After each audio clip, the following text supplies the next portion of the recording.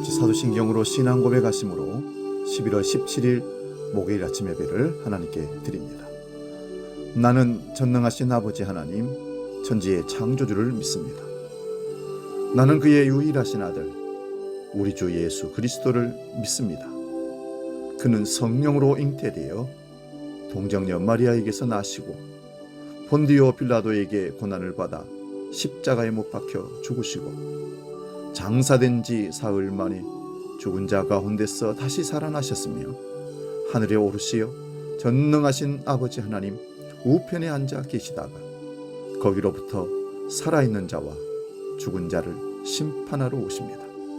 나는 성령을 믿으며 거룩한 공교회와 성도의 교제와 죄를 용서받는 것과 몸의 부활과 영생을 믿습니다. 아멘.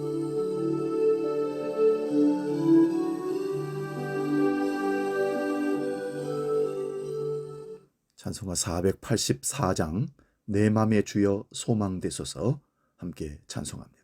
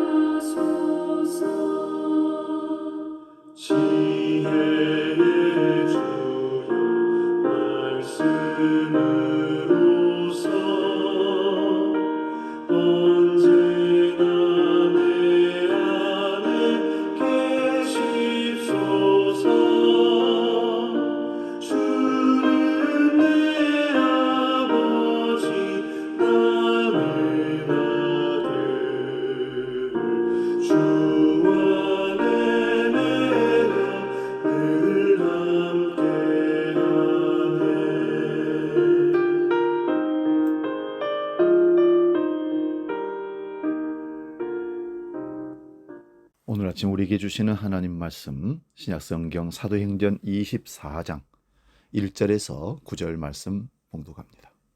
신약성경 230면에 있는 사도행전 24장 1절에서 9절 봉독할 때 살아계신 주님의 음성을 들을 수 있기 바랍니다. 지금 봉독합니다. 닷새 후에 대제사장 아나니아가 어떤 장로들과 한 변호사 더둘로와 함께 내려와서 총독 앞에서 바울을 고발하니라. 바울을 부르매 더둘로가 고발하여 이르되 벨릭스 각하여 우리가 당신을 힘입어 태평을 누리고 또 이 민족이 당신의 선견으로 말미암아 여러 가지로 개선된 것을 우리가 어느 모양으로나 어느 곳에서나 크게 감사하나이다. 당신을 더 괴롭게 아니하리 하여 우리가 대강 여짜옵나니 관용하여 들으시기를 원하나이다. 우리가 보니 이 사람은 전염병 같은 자라. 천하에 흩어진 유대인을 다 소유하게 하는 자요 나사렛 이단의 우두머리라. 그가 또 성전을 더럽게 함으로 우리가 잡았사오니 당신이 친히 그를 신문하시면 우리가 고발하는 이 모든 일을 아실 수 있나이다 하니 유대인들도 이에 참가하여 이 말이 옳다 주장하니라. 아멘. 오늘 봉독한 말씀으로 점검해야 할 집중, 이런 제목으로 말씀의 은혜를 나눕니다. 점검해야 할 집중. 어떤 일의 성공은 그 일에 집중할 때 확률이 올라갑니다. 집중력이 떨어지면 결국은 그 일을 그르치게 되는 것을 우리는 경험합니다. 특히 어려운 일일수록, 예민한 일일수록 집중력이 많이 필요합니다. 중요할수록 집중력을 그래서 발휘해야 합니다. 그래서 집중은 자신의 미래를 만들어내는 힘이라고 말할 수 있습니다. 역사학자 말콤 그레드웰은 아웃라이어란 책에서 1만 시간을 자신에게 집중적으로 투자하면 누구나 천재적인 재능을 발휘할 수 있다라고 말했습니다. 영적인 세계도 마찬가지입니다. 예배에 집중하고 기도에 집중하고 하나님 말씀에 집중하는 성도가 영적인 풍요를, 하나님의 평안을 주시는 가운데 누릴 수가 있는 것입니다. 그런데 안타까운 일이 있습니다. 집중해야 할 곳에 집중하지 않고 집중하지 말아야 할 곳에 집중하는 것을 많이 보기 때문입니다. 우리는 무엇에 집중하고 있는지, 그리고 집중하지 말아야 할 것에 왜 집중하고 있는지를 항상 점검해야 합니다. 오늘 성경 본문에는 집중하지 말아야 될 일들이 쭉 나열되고 있습니다. 먼저는 의로운 사람을 고발하는 일에 집중하지 말아야 하는데 그런 일을 하는 사람들이 있었습니다. 본문 1절을 보십시오. 닷새 후에 대제사장 아나니아가 어떤 장로들과 한 변호사 더둘로와 함께 내려와서 총독 앞에서 바울을 고발하니라. 바울이 3차 전도 여행을 마친 그때 가이사랴에 있는 헤롯궁에 갇혀 있었습니다. 그때 대제사장들과 장로들은 총독에게 바울을 고발한 겁니다. 그들은 의인을 모함하고 고발하는 일에 집중했습니다. 하나님의 복음을 전하는 일을 방해하는데 그들은 집중했습니다. 왜 이런 일을 했을까요? 기득권의 침해를 받았기 때문입니다.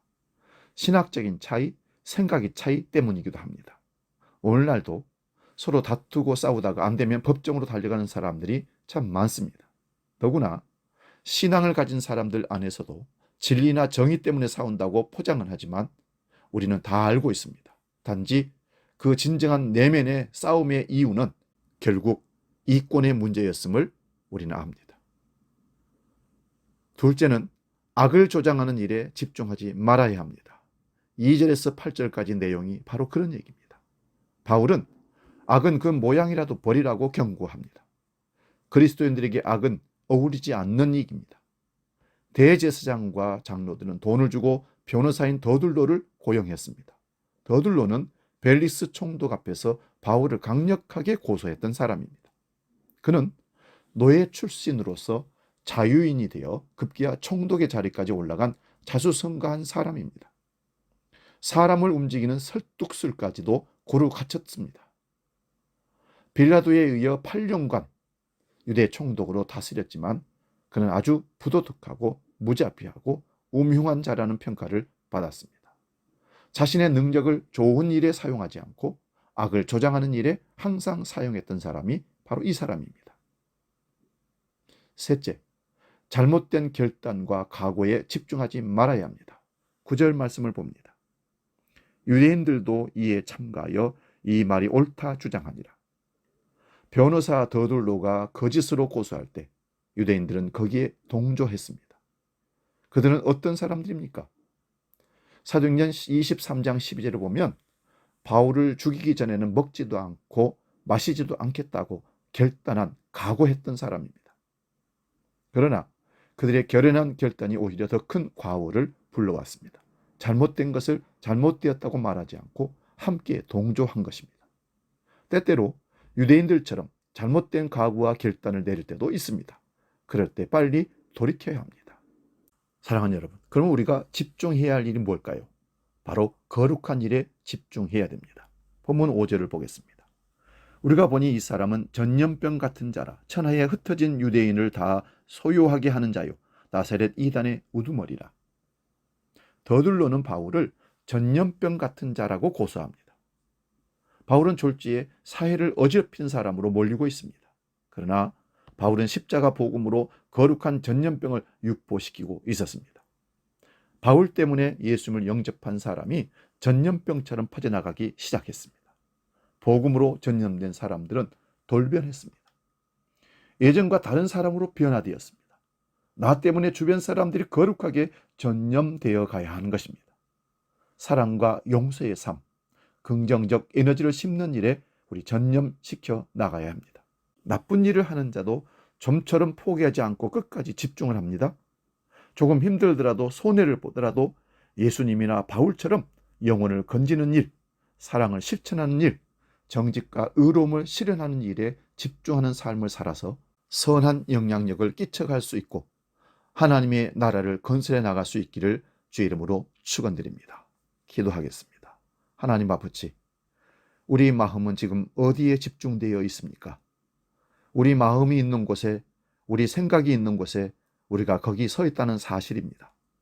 우리가 집중을 잘 점검해서 하나님께 집중하는지 아니면 옳지 않는 그릇된 일에 집중하는지를 잘 분별하고 그릇된 일에서 속히 돌아서서 하나님께 집중하고 복음에 집중하는 믿음의 삶을 살아내는 우리 모두가 되게 하여 주시옵소서. 이제 주기도로 함께 기도합니다. 하늘에 계신 우리 아버지, 아버지의 이름을 거룩하게 하시며 아버지의 나라가 오게 하시며 아버지의 뜻이 하늘에서와 같이 땅에서도 이루어지게 하소서. 오늘 우리에게 일용할 양식을 주시고 우리가 우리에게 잘못한 사람을 용서하여 준 것 같이 우리 죄를 용서하여 주시고 우리를 시험에 빠지지 않게 하시고 악에서 구하소서. 나라와 권능과 영광이 영원히 아버지의 것입니다. 아멘.